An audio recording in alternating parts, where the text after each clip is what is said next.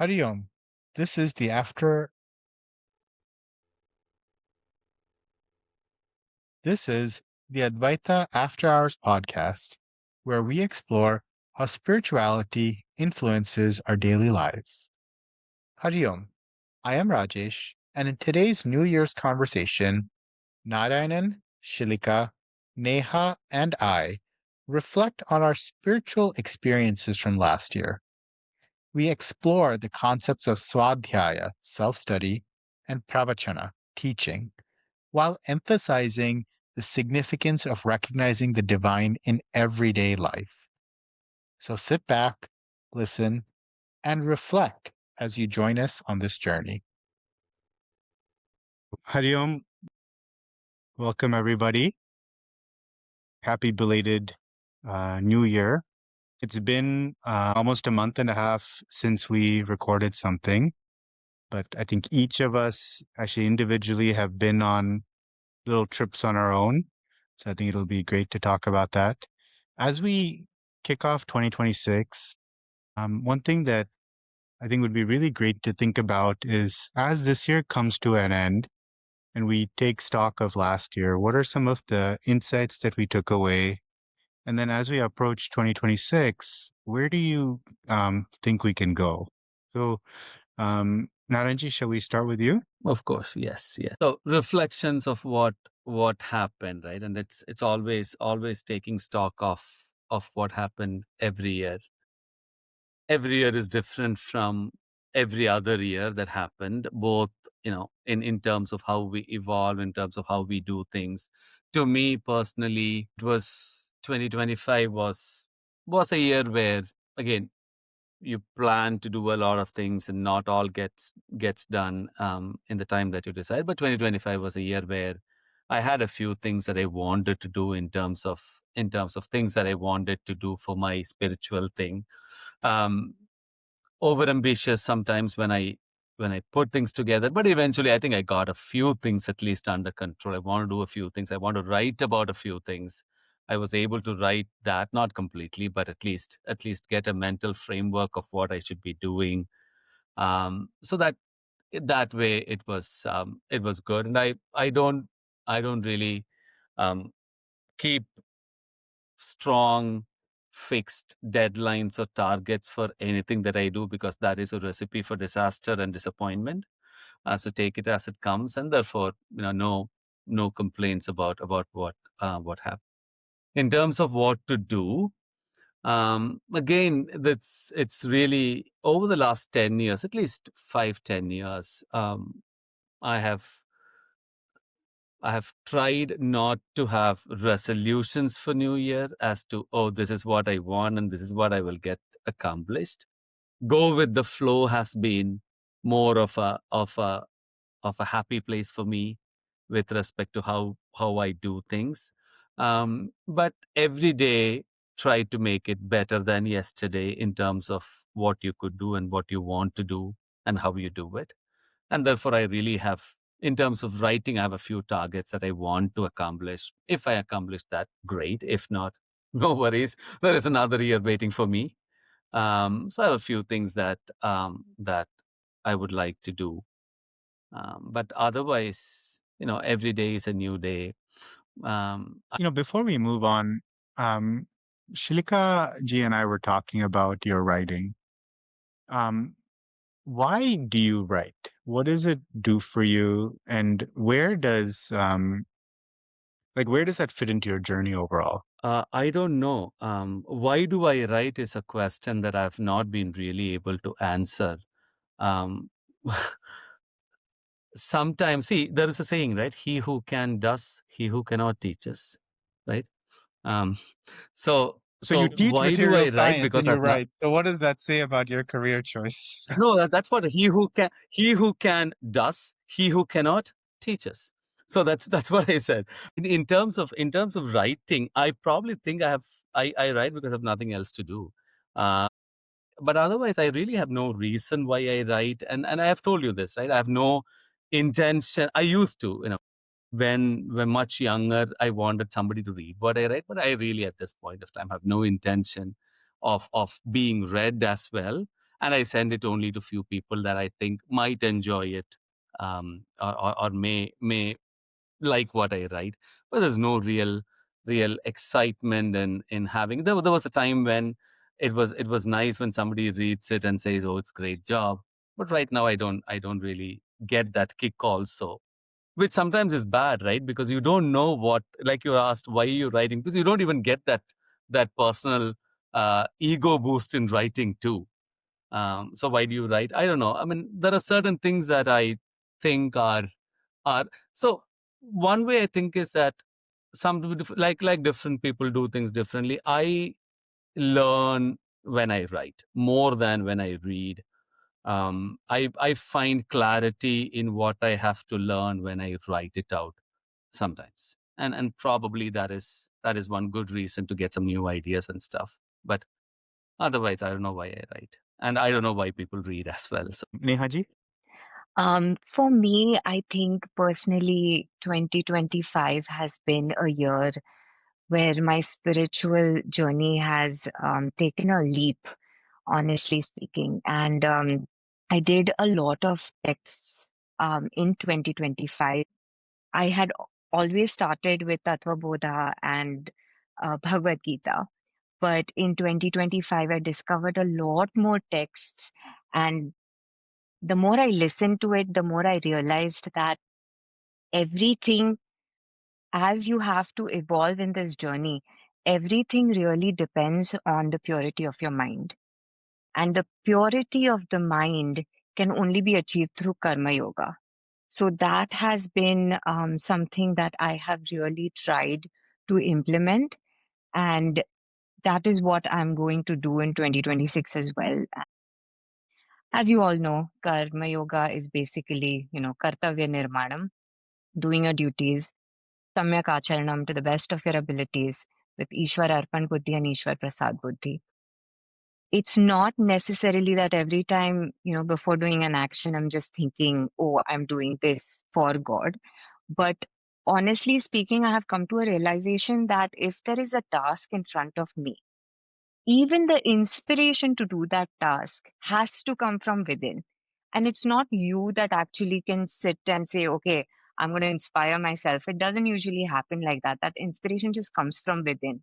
And if God is giving that inspiration, then it's Bhagwan's duty to even give us the resources to actually get that done. So, as much as I do it with like an emptiness, I feel like it happens more easily and it happens much better than if I would say, well, I'm doing this and I'm doing this a certain way. And a bonus to that, I would say, is no tension, anxiety, stress, or worries. So it's just a beautiful feeling, I feel like. And the more it purifies your mind opens up to so many different things, which again is like a vessel that you need to imbibe that knowledge to go further. Great. And do you, I mean, I think you provided a general idea of kind of just day-to-day tasks, thinking about the role that God plays and understanding the inspiration.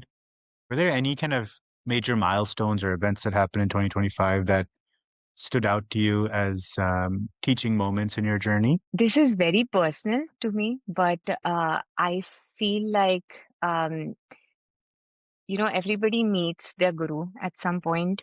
And for me, that happened in 2025 because I have been listening to Swami Aparajitananda ji for the longest time. And in fact, he's the one that has cleared all of my doubts, grosser doubts. And after meeting him, I feel like, that was a milestone for me because like I said, my spiritual path has taken a leap since that happened. So this is really very personal to me, very, very dear to me. Um, but yeah, that I feel it. I feel it in everything that I do. I think it actually dovetails very well with an episode, an ING that we had done several months back, where we talked a little bit about the gurus around us, right? With the idea being that the more ready we are, the more the guru shows themselves. And then also that the more we are able to see the guru the more the guru is able to do for us also. So this idea that, you start on the spiritual, or you had like this boost to your spiritual journey in 2025. I think it's probably no cosmic coincidence that Aprajitananda um, graced you with his presence as well. I recently listened to Bhagavad Mahatmyam, Srimad Bhagavad Mahatmyam, and in that, in one of the stories, Swami Aparajitananda ji beautifully described how the evolution happens. And he says, everybody starts, like every being, it starts with a plant, an insect, and, it goes on and on. And when we attain human birth, we start with atheism. And at the point we say, only I exist, only world exists. Then we go into, oh, world and I both exist. I mean, God and I both exist. And then from there, once your mind is pure, somehow this jnana just comes into your life. And from there, you become, the final journey is to just say God alone exists, right? So it's from 0 degrees to 360 degrees. Um, for me, 2025 was an interesting year in that I think it challenged a lot of my assumptions. So, for a living, I take care of sick people, right? That's like my profession. But I think the beginning of 2025 and definitely the middle part of 2025, Shillika and I had some people very, very dear to us that got sick. And in that case, seeing someone go through that journey while still battling kind of the thoughts in their mind, to me, it really brought home this idea of the difference between, mananam and nididhyasana, about kind of knowing the theory versus applying it. And to me, that was very significant. The other thing that in 2025, I think happened was, um, I had some career growth opportunities, but at the same time, on almost this parallel track, similar to what Nehaji was saying, was more of an interest in spirituality and more of spirituality opening its paths. And and sometimes only when you have a choice in front of you do you start to consciously make that choice. So, and we can kind of dive more into it later, but I think I was kind of in some ways presented. I almost feel like God gave me two paths to walk, and He said, "You have, X number of extra hours. Where do you want to spend it? Do you want to spend it continuing on kind of this career track that I've opened for you, that certainly would give you a lot of the worldly benefits, or do you want to spend some of that extra time on more of a spiritual track, which can provide a different set of benefits?" And dealing with that choice and grappling with that choice was very instructive. But also, I think similar to what we had talked about, um, taking more of that deeper dive into spirituality also opened up a lot of amazing opportunities, which I want to touch on later, including this retreat that Nehaji and I had the privilege of going to in Chicago.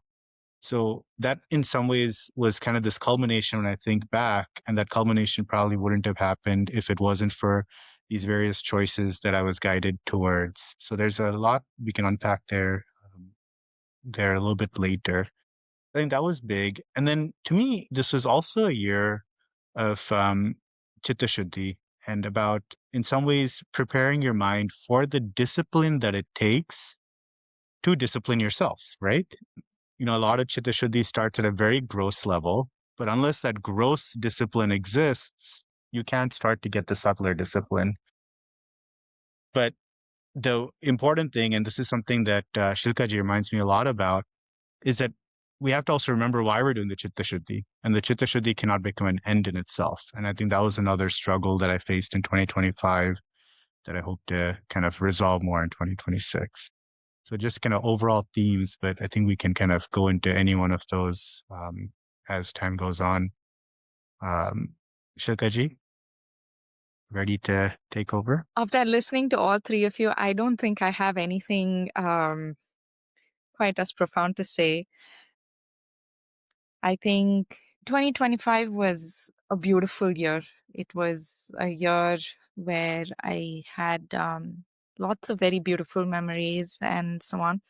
I think spiritually, like Rajesh ji mentioned, I think during um, the testing times with sickness and um, just personal hardships, if you may, with regards to health. The biggest thing that I think for me was I am a homeschooling mom.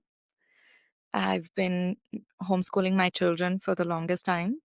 And I had to leave them for 2 weeks to go to India. And I think there was no doubt in them being fine. But I think that was for me like a big lesson, which has helped me throughout ever since. Saying you are only so much. Things will continue to happen, whether you're there or not. People, life, everything will continue to function. Your involvement and your presence, your love may be missed, but things will happen. It might happen differently, but it'll happen. So when you can appreciate and recognize that your being is not so big as you kind of make it out to be, if that makes sense. That I think was a big learning for me, just to come to terms with that and say yes. And I think I am just extremely grateful for everybody and everything that happened, because I think that through it all, I never felt like I was alone. I always felt Sairam's presence. He was holding my hand, and I never felt helpless. I think that's a um, great visual, right? This idea of Sairam holding your hand. And I think as we all look into 2026, I think we can all agree that um, one of the things that we strive towards is strengthening that relationship with God, right? At Chinmay Mission, when Swami Ishwarananda had come to do his Jnana Yajna on Bhakti, that's one of the things he talked about is really strengthening that personal relationship that we with God. So maybe I can ask Nehaji to start. When you sort of think about the intentionality that it takes to work on that relationship, how do you approach that? And when you set goals for yourself, how do you work towards that relationship? I'm assuming you're talking about relationship with God.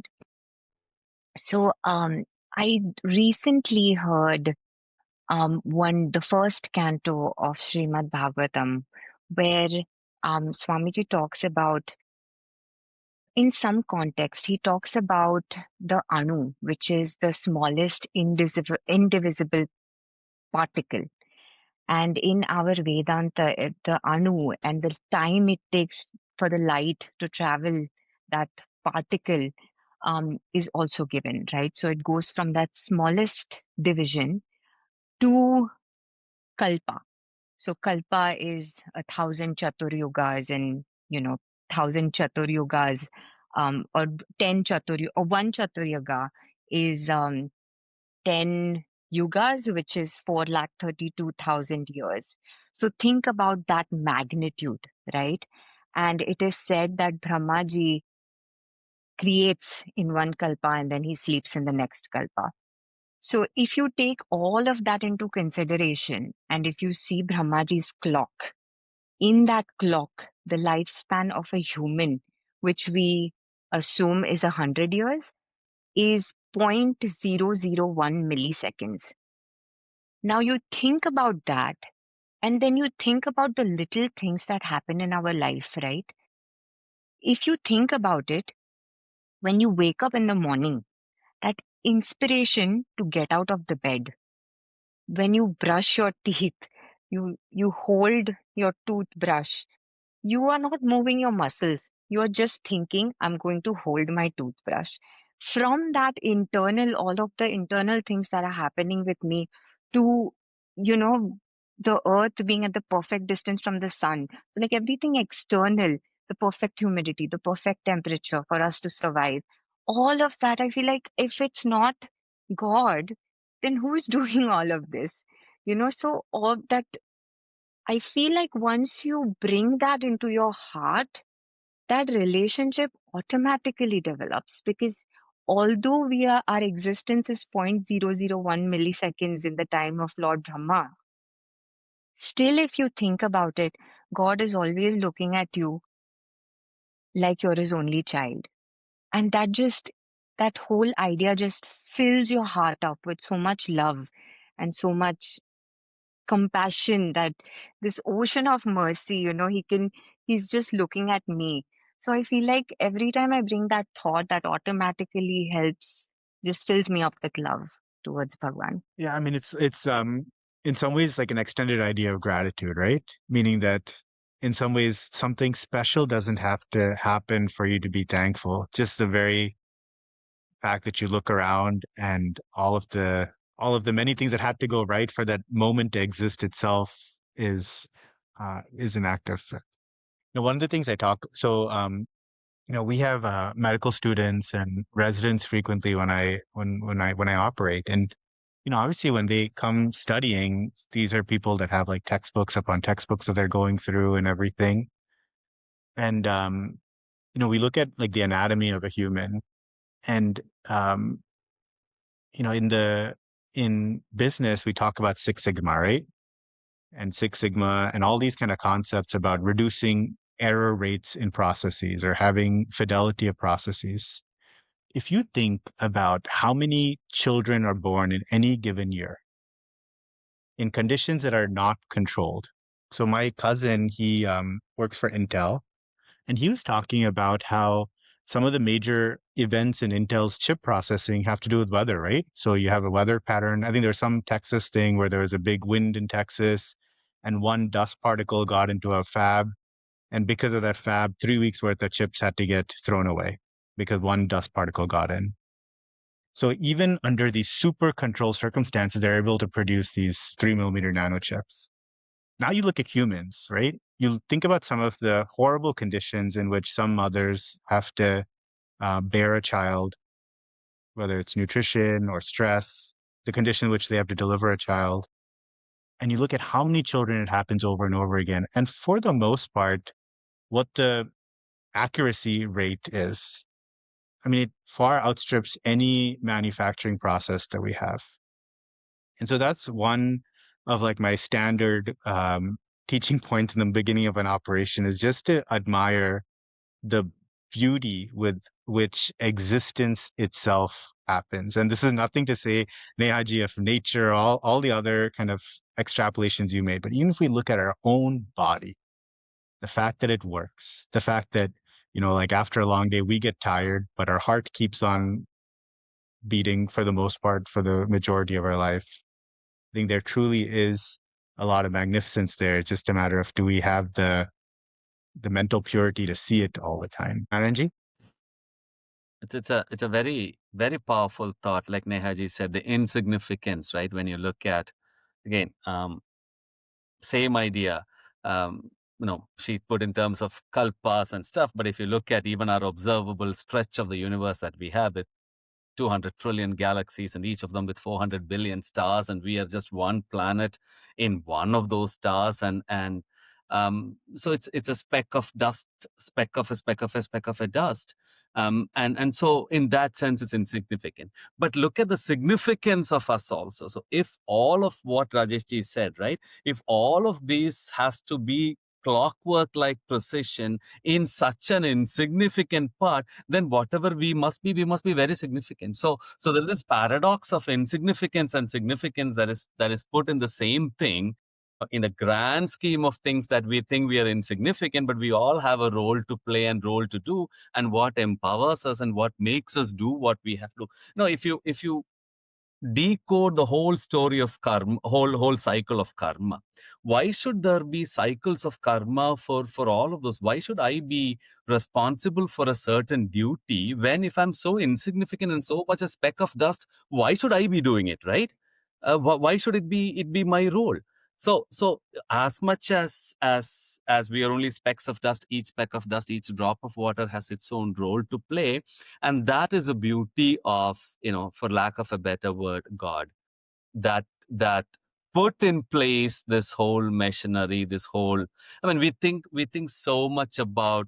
So when I have this knee problem now, I never thought about my knee, right? You talk about the heart beating and doing its stuff, right? I was running around doing whatever I have. Now every moment I get up 4 times, 5 times in the night, conscious about what my knee is doing. So this is something that I never thought about it, and now you can say body is insignificant, body is this, deha is not important, all of that. But see, in your conscience, while all your knowledge is about deha not being important, how God is coming in and telling you, look, I gave you this very important thing to think about now. So it is such a learning experience for all of us to think about what our place is in each of those, and how beautiful our connection with whoever the creator, and whatever kind of logic we believe in. Even like Nehaji said, right? You start as an atheist, and when you come full circle into Advaita, you're almost an atheist again, right? You come through and you finally say that God and I are one, and this world is not existent, and I also doesn't exist. It's only one, whatever that one is. So it's a nice way to put together all of these very nice ideas. Do you have any reflections to add on the nature of your relationship with God? How do you think about nurturing that? Is that a conscious effort for you, or is that something that is more passive? So I've gone through several sinusoidal cycles. I've gone through several upheavals of this, right? And I don't know if I've told you this. When I was young, when my father and mother used to take me to temples and we had to stand long lines in the temple, I used to ask my mother, because I was afraid to ask my dad, why are we doing this? I used to ask my mother, we have the same temple, same God Shiva right next to our house. What's the whole point of coming here and standing 5 hours in the sun? So I was kind of believing that, what this is all, somebody is creating this whole structure for their own benefit. When you're in your teenage years and when you're questioning everything, somebody's creating this for your own benefit. But then I really had no real answers. Of course, I used to read stuff, and then I used to read lots of Sri Ramakrishna and Vivekananda and stuff, and then I came a complete circle and said, you know what, this whole idea of God really doesn't need to be. There is human, there is one massive power. All these manifestations doesn't need it. Then I came back again, and when I'm in distress, I almost unknowingly, because of practice and the way I was brought up, I call the God, I call Krishna, I call Guru Ayyappa, right? You have that relationship then, and then you find there are, and I have some very personal experiences of how a couple of times. Once when I was in Shabarimala temple, when so the only time I was university first in my undergrad. The result came while I was in Shabarimala temple, and while I was going up, I was walking up. The result is coming tomorrow. I knew that, and I was going up with my dad to this temple, walking up 5 miles to this temple. I knew the result is going up, and I was somehow, something in me said, you know what, Ayyappa is going to give you something special this time. So, I mean, I have some things that God has given me, or I'd like to believe that God has given me to reinforce my faith, or to bring my faith back into Him when I keep saying that, this doesn't exist and this is not there. So, several upheavals of this. And then when I started to do my initial times when I started to learn Vedanta, probably was 25 years ago. I mean, you're all seeking the knowledge, and you think knowledge overpowers everything else. And you think, you know what? Yeah, this is what it is. All our scriptures, none of our Upanishads talks about a God. What's the whole point of a God? I think, again, I went back and said, we are all misrepresenting God. And then I came back to another circle and said, you know what, all these Upanishads, you can't really have the teachings established without the power of a supreme. And what is that supreme?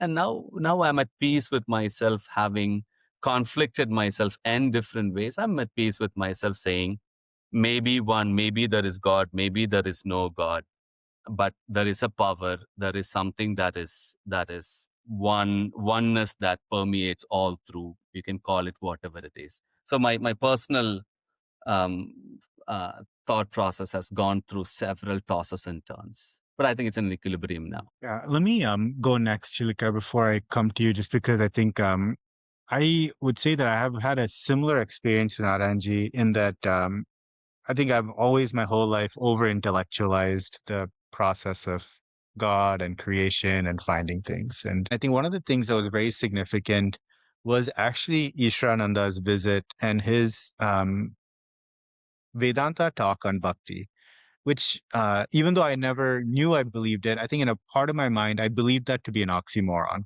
that to have inclination towards Vedanta, in my mind, I think I assumed that that meant that you were above the blind bhakti kind of school.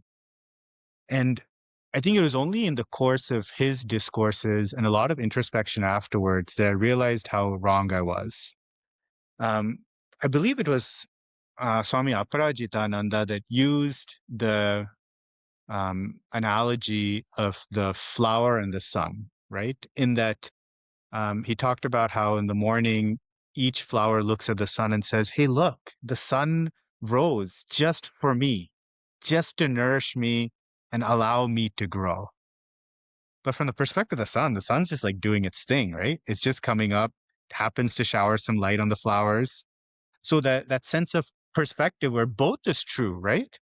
It is perfectly reasonable for the flower to think that the sun is there for it, and also equally as reasonable for the sun to be an independent agent that doesn't have a um, direct thought about the flower. And I think his point there was that it is a matter of perspective, and that it probably does take a very, very long time, many births to fully conceptualize and internalize this idea of one supreme Brahman. But without that personalized, almost, dualistic bhakti, you can't start to purify your mind to even get to that plane of thought. And this is still something that I am working on, is um, is surrendering, right? To truly kind of say that my intellect, my mind, my body, like, please take everything over and guide me on the right path. That my intellect does not reign supreme. There's something greater than my intellect. And so this is, at least for me, when I think about 2026, um, thinking about bhakti, thinking about humility, thinking about surrender. On multiple episodes now, I've talked about, the Kayana Vacha sloka, right? Where you talk about how you give everything to God, anything you do with your hands, your mouth, your senses, your mind, your intellect. And so for me, that is my personal challenge for 2026, is just to continue to give everything and surrender, and in some ways accept kind of the dualistic bhakti, that position of being at the feet of God. Um, Shilika, Shilikaji, your relationship with God and how you think about it, and whether it's an active or a passive process. I went out to lunch today with my friends Sujaya and Srikumar, and we were enjoying parathas and gulab jamun and rasgulla and a whole bunch of other things. And I ate the gulab jamun. It was so soft. It was so sweet. And I thought to myself, I should bring my children here. I should bring my husband here. I think they would really enjoy this. And there were a few extra pieces. And Sujaya asked me, she said, do you want to take some home? I said, no, it's okay, Sujaya, you should take them and you should enjoy it. As I was leaving, I was at the counter and I just happened to remark to the lady. I said, the food was really nice. I thoroughly enjoyed it. This was my first time here. Thank you so much. And she looks at me, she smiles, and she said, this is your first time? Thank you. And she opens the refrigerator, she pulls out this dabba of gulab jamun and she gives it to me. And I came home with 6 pieces of gulab jamun, in addition to rasgulla that I was already bringing home. That to me was a God moment. So I don't think I try to go about and think very actively. I think I see it. I feel it. It's just there. I think the last year I started learning music under a guru who happened to show himself to me. And soon after, I was introduced and I was brought back into the Carnatic Music Forum. All of those, I mean, I think this is all God, Bhagwan, whatever name you want to give that force. So for me, I feel him. And I think for me, it's, yes, I look at an idol and I bow down or I say hi. I truly say hi. But I see that God acting through the people around me in my life. I don't think I feel I have to go to the altar in my house or to the altar at a temple to feel the presence of God. And I think I cherish that. I cherish being able to feel that presence wherever I am. In many very, and it doesn't have to be a big thing at all. Like it's the small things. And I think if you can feel it in the small things effortlessly, then it only becomes natural for you to feel it in the bigger moments. I think I said this in a podcast earlier. I happened to need some blood donated, and Narayananji was messaging me at the time, and I told him, I said, this is what I need. So, he became my Bhagavan at that time when he just, he said, I'm on it and I'll take care of it. So I think you say a prayer however you want, you will get an answer. Are you willing to listen to that answer? And I think we said this in the earlier time about the prasada buddhi, right?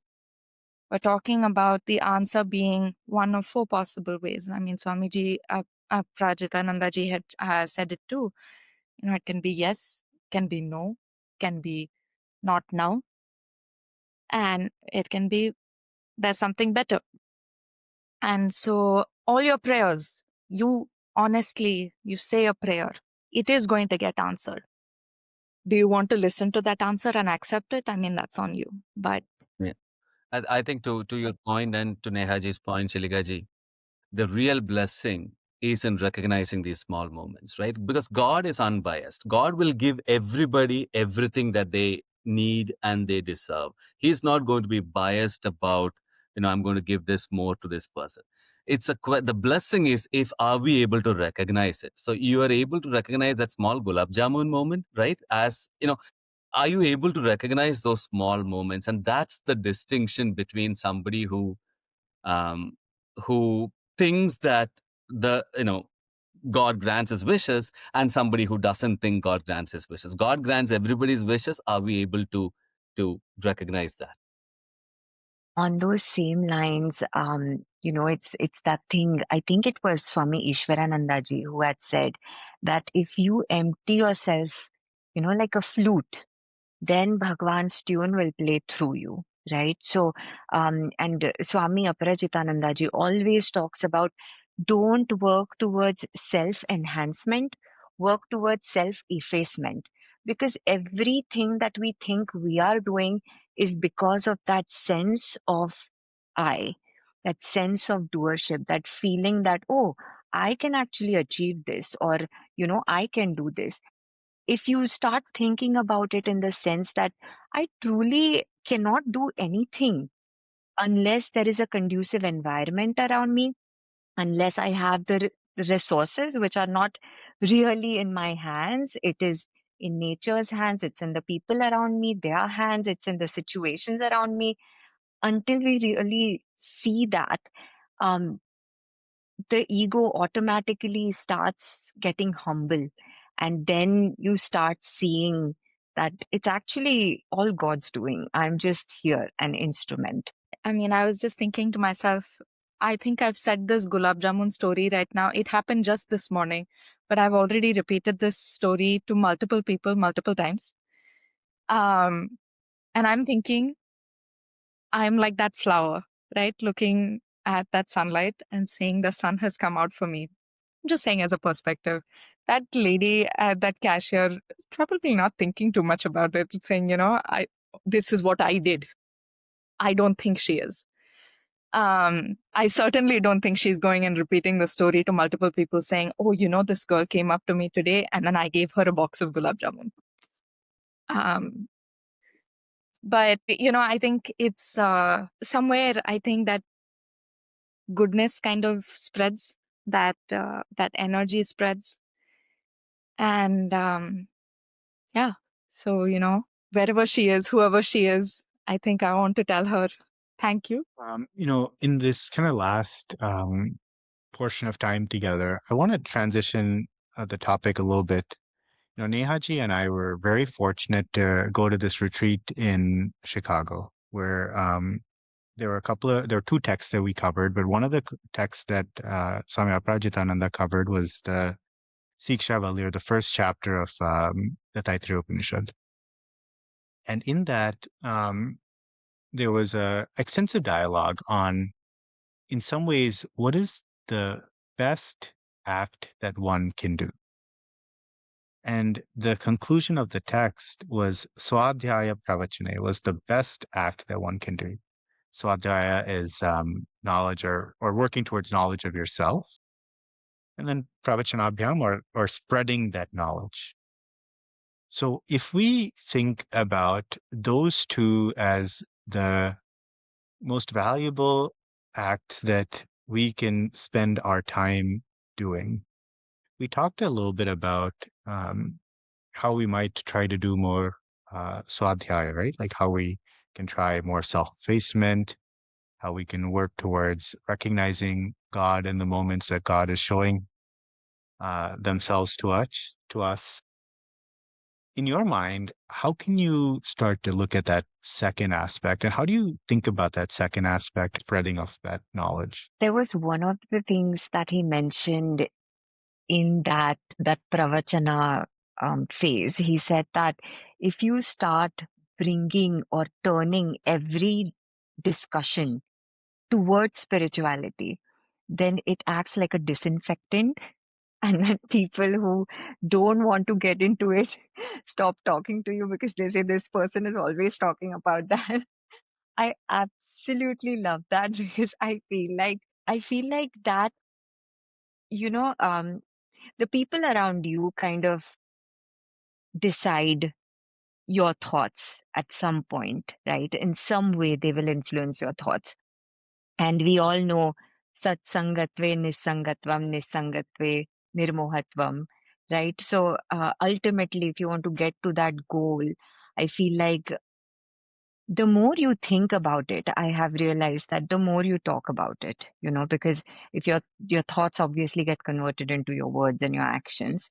So the more you think about it, the more you are talking about it. So every situation that happens, you see it with that lens. And once you start seeing that with that lens, then everything kind of turns towards spirituality. So I feel like that has automatically happened in the sense that, if at home there's, not everybody has the same mindset, right? So if the relative is talking about their child and something happening in their life and, whatever that might be, if you start bringing that conversation in, it just changes the whole scenario. And I feel like when my child listens to this conversation, they realize that okay, this worldly thing, or, talking about someone or something, this is not the important part, and that's not what I'm supposed to do. So I am indirectly setting an example for my child as well when I'm turning the conversation to God, who I feel like is my child's real creator. I'm just an instrument, right, through which my child has come into this world. But turning their attention towards their real creator is, I feel like, the end goal of my parenting, to tell them that God is here to protect you. It's not going to, all of these relationships are temporary. So I feel like automatically that happens. Um, but the part that we need to do the most, that pravachana is not possible without that swadhyaya, because you have to be in that. You have to be in that situation. And like Narayanji was talking about writing, right? That is one of my goals as well, which I've started doing and I've seen it helps. So I don't write about what time I get up, what time, I eat my lunch or anything like that. But it's more to do with what am I working in my meditation right now? What aspect is troubling me and what aspect am I actually working on and how am I doing it? So if I see some progress, then I know I'm on the right path. If I don't see progress, if there is a pain in the heart or there's a guilt or there's some feeling that is not the joy and the bliss of Satchit Anand, then I know that this is not the right path and then you correct it. So that writing really helps. I don't know if I answered your question. Um, so swadhyaya and pravachan of that. I think swadhyaya is more important because um, it's at the end of the day, in terms of spirituality, everyone is for oneself, right? You may have so many people that's so near and dear to you. You can't lift them up and take them with you wherever you go. It's your journey. It's your individual journey, and therefore swadhyaya I think is very important. And it really doesn't matter, at least in my opinion, um, what you do for swadhyaya, as long as you are learning something that you did not know that will enrich you. So at the end of the day, all learning is for enrichment, self-enrichment. I mean, not for material gains and things like that, but anything that helps you better. So I've been telling my 12th graders to do a journal. Simply do a journal. You don't have to share it to anybody. You don't have to tell that you're doing this to anybody. Simply do this every day to note down points on what you think you did well and what you think you did not do well.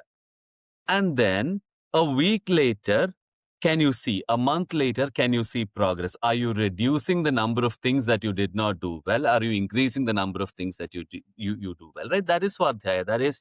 That is getting to improving yourself a little bit, one step at a time. I think that's what we should look forward to. All these texts, all these scriptural texts will help doing that. And then in terms of pravachana, in terms of having to tell this, what do I tell people? Right, to Nehaji's point, if you are overtly spiritual to somebody who has no eye for or ear for spirituality, you're being a misfit in what their conversational space is, and you are actually making them uncomfortable and making your points not heard. So knowing what to tell where is actual pravachana, right? It's to figure out, and so be in when in Rome, be a Roman is the right way of doing pravachana. So in a Chinmaya mission setting, I think we all can easily and fearlessly do this, but there may not be other settings that help us to spread the idea of. I've had some very, very good friends of mine, extremely intelligent people who are atheistic to the core, and they think I am wasting my time. So, when they said Sunday, what the heck are you doing on Sunday? You're wasting your time going and doing these things. Why can't you not feel? I thought you were intelligent. I thought you understand this. You're wasting your time. I said, yeah, you are intelligent too. So I think we'll keep our intelligences to ourselves in that aspect. So I think it's a very, very personal kind of thing, and Swamijis can do that much more effortlessly than how we do it in terms of pravachan, because they also get a more palatable audience. Um, but for us, pravachan has to be careful, but swadhyaya is something that we don't have to worry about anybody else thinking about what we're doing.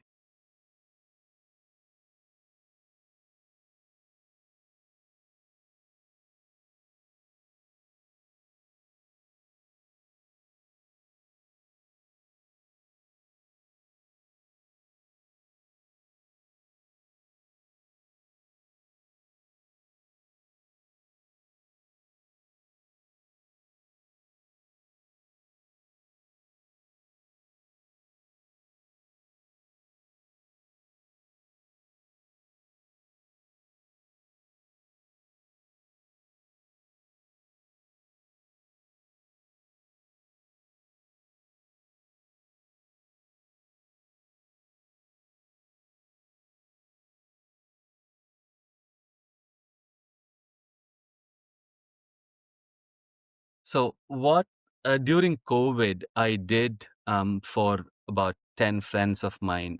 I did the entire 18 chapters of Bhagavad Gita, and we did in Zoom. It was just started as a general group, and somebody said, oh, why don't we do some Bhagavad Gita? And they said, oh, why don't you do it? And so I eventually did. And to me, to this day, I don't know, I think God just put the words, because I've heard lots of Bhagavad Gita from lots of people, but I never thought, I could put this together in a way that I can convey the message to 10 people who are not very much into these spiritual things, and try to get into a general lay of the land of Bhagavad Gita chapter by chapter. But more than doing the pravachan, what it helped me is to understand Bhagavad Gita better, right? So that pravachan was swadhyaya eventually.